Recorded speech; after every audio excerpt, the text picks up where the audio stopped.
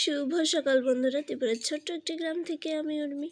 তো বন্ধুরা, আমি এখন থেকে আমার ব্লগটা শুরু করে দিয়েছি। তো যাই হোক, তো প্রথমেই শুরু করে দিচ্ছি পুজো থেকে। তো পুজো তো আজ আমি দিইনি, পুজোটা দিয়েছে দিদি, তারপর পুজোটা দিয়েছে দিদি। তো দিদি বলছে একটু ভিডিও করে নেওয়ার জন্য, তো দিদি একটু ভিডিও করে নিয়েছে। তো অনেকগুলো ফুল পেয়েছে, দিদি বলেছিল আজ, তো দিদি আজ পুজোটা দিয়ে দিয়েছে।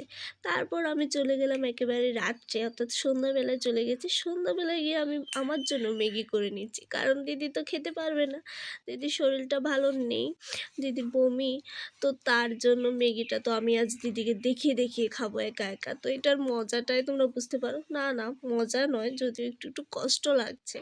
তো যাই হোক, ম্যাগি আমার কমপ্লিট, দেখতে পাচ্ছ কত সুন্দর করে সাজিয়ে নিয়েছি উপর দিয়ে সস দিয়ে। এখন খেয়ে বলবো কেমন হয়েছে। আমি বানাবো আর সেটা স্বাদ হবে না এমন কোনো কথাই নেই।